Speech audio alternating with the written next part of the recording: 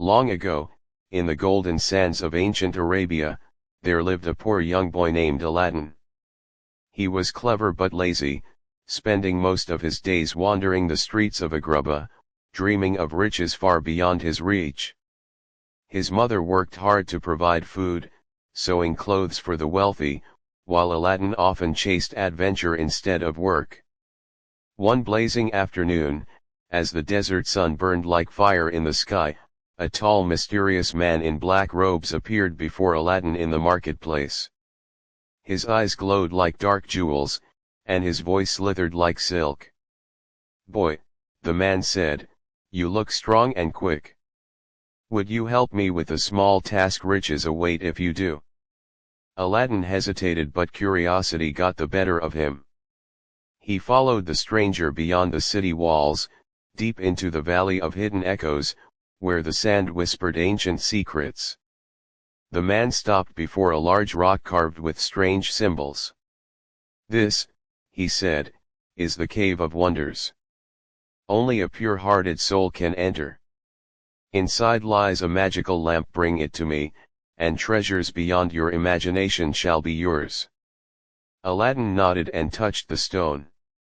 To his shock, the ground trembled, and the rock split open, revealing a staircase spiraling down into glowing darkness. He stepped inside. The cave glittered with mountains of gold, silver fountains, and jewels brighter than the stars. But Aladdin remembered the man's warning, touch nothing but the lamp. Deeper he went until he found an old dusty brass lamp, lying on a pedestal surrounded by strange carvings. He picked it up, and suddenly, the cave began to shake violently. The entrance started closing. Aladdin ran for his life. "Give me the lamp!" shouted the man above the cave. But fear and confusion filled Aladdin's heart. Before he could hand it over, the old man's mask of kindness dropped. His eyes turned red with fury. He was not a wise traveler, but an evil sorcerer. "You fool! Give it to me or die below." Aladdin refused. The cave sealed shut, trapping him in eternal darkness. Hours passed, hopeless and hungry. He rubbed the lamp, trying to clean it. Suddenly a burst of blue smoke filled the cave, swirling like a storm. From it rose a mighty genie, towering over him, his laughter echoing through the stone walls. "Master!" thundered the genie. "You have freed me. Speak your wish, and it shall be done." Aladdin's eyes widened in disbelief. You can make wishes come true." "3 wishes," said the genie, bowing low. "3 for the one who holds the lamp." And so began the destiny of a poor boy who would soon shake the world of kings and sorcerers alike. To be continued. Even the poorest heart can unlock the greatest power, but only if it stays honest when temptation calls. Would you like me to continue with part 02, when Aladdin escapes, meets the princess, and faces the sorcerer again? The princess and the magic. The genie's glowing eyes shimmered like blue fire as he bowed before Aladdin in the dim cave. "Speak, master. What is your first wish?" Aladdin thought for a long moment, his heart racing. "Take me home," he said quietly. In an instant, the genie clapped his hands, boom, and the cave vanished. Aladdin found himself standing in his small home in Agrabah, his mother screaming with shock as the lamp rolled onto the floor. Over the following days, Aladdin and his mother realized the truth: the lamp was no ordinary treasure. With each rub, the genie appeared, cheerful yet powerful, able to summon food, gold, or silk in seconds. Soon, their house changed. The walls gleamed with golden ornaments, carpets covered the floor, and delicious scents filled the air. But Aladdin's heart was not satisfied. He longed for something far greater than wealth. He longed for love. Rose, the princess of Agrabah. One evening, while walking through the bazaar, Aladdin saw her, Princess Badro ul Badur, the Sultan's daughter. Her beauty seemed carved from light itself, her eyes as deep as the desert sky. She passed in a golden carriage surrounded by guards, unaware that one poor boy's life had just changed forever. That night, Aladdin couldn't sleep. If only I could be someone worthy of her, he whispered, holding the lamp. The genie appeared once again, floating in blue mist. Master, say the word. Aladdin stood tall. Genie, I wish to become a prince with riches, servants, and a palace that even the Sultan will envy. Lightning burst from the lamp, wrapping Aladdin in royal robes of crimson and gold. A grand procession appeared outside, horses, banners, jewels, and music echoing through the city. The people gasped as Prince Aladdin of the Eastern Kingdom rode into Agrabah. Even the Sultan was dazzled. And when the princess saw him, her heart stirred with curiosity and admiration. Aladdin bowed deeply before the royal court, his voice steady, Your Majesty, I come to ask for the hand of your daughter. The Sultan smiled, for Aladdin's new wealth and honor impressed him greatly. But deep inside, the princess wondered who this man truly was. Crystal Ball: The Sorcerer returns. Far across the desert, the evil sorcerer who once trapped Aladdin in the cave learned of the strange prince in Agrabah. When he heard whispers of a magical lamp behind a young man's fortune, rage burned within him. So the boy lives, he hissed. And the lamp is his. That night, under the blood-red moon, the sorcerer began his dark plan to take back what he had lost. Power can change how the world sees you, but true worth comes from the heart, not the treasures that surround it. As days turned into weeks, Aladdin's fame grew across Agrabah. The people adored their new prince, and the Sultan trusted him deeply. But in the secret corners of the kingdom, darkness was rising once more. Nazar Amulet: The Sorcerer's Revenge.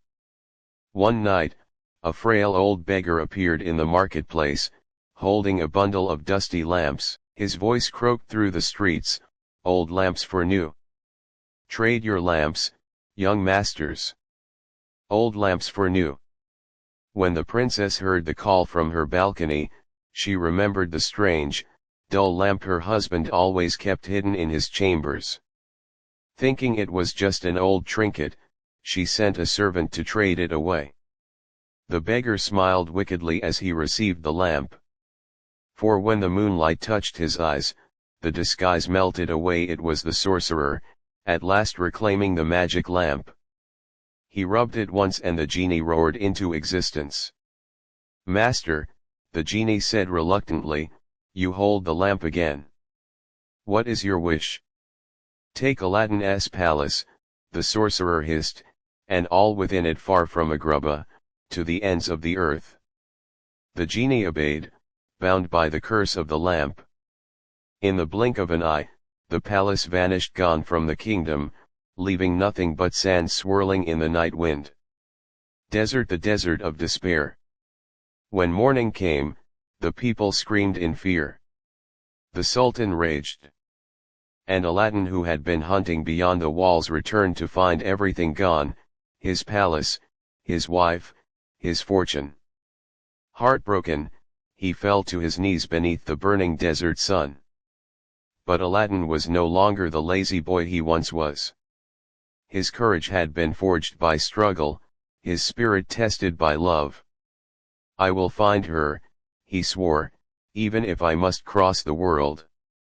For days he wandered across dunes and mountains until, at last, he reached a faraway land, and there, standing above a dark valley, was his palace, shining faintly under the moon.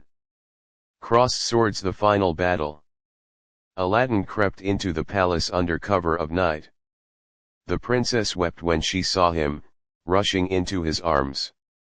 He has the lamp, she whispered, trembling. Aladdin thought quickly. He handed her a small sleeping potion and whispered his plan.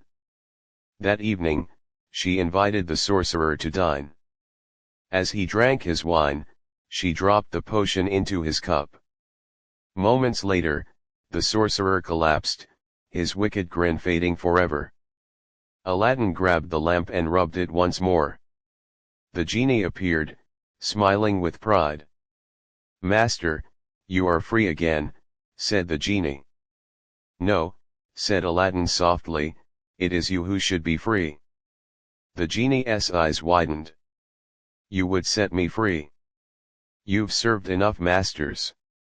Go, live as you wish." With that final act of kindness, the lamp cracked with light and the genie vanished into the stars, finally free from centuries of bondage. Crown the legacy of Aladdin. Aladdin returned to Agrabah with his princess, not as a rich prince, but as a wise and humble man.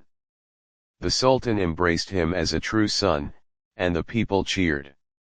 He ruled with justice, never forgetting the lesson life had carved into his soul that power is nothing without heart, and magic means little without goodness. And so, the story of the boy who found a lamp became the legend of Aladdin the Great, whose name would shine across the sands of time. Sparkle's moral of the story: true greatness is not found in gold or wishes, it lives in courage, honesty, and the heart that chooses good even when power is within reach. Would you like me to now create image prompts for each part 01, 02, 03 so they can match your story scenes perfectly for your YouTube video? Red Paper Lantern: the ending of Aladdin's legend. Years passed after the fall of the evil sorcerer. The kingdom of Agrabah prospered under Aladdin's wise and kind rule. The once poor boy who had wandered dusty streets now sat upon a throne, but he ruled not with pride, rather with humility and grace. The people loved him, not for his palace or riches, but for his heart, the heart of the same young man who once dared to enter the cave of wonders with nothing but courage. Every night, Aladdin would look at the stars and remember the genie. Sometimes, when the desert wind whispered across the dunes, he swore he could hear faint laughter, the sound of a spirit finally free. He would smile and say softly, "Thank you, old friend, for showing me that true magic isn't in lamps or gold, it's in the choices we make." And so, the tale of Aladdin became a story told for generations, a story of hope, courage, and the belief that even a poor soul can rise above fate if he holds fast to goodness. Sparkle's final moral of the story: true power lies not in wishes, wealth, or magic, but in a kind heart, brave spirit, and the courage to do what is right even when no one is watching.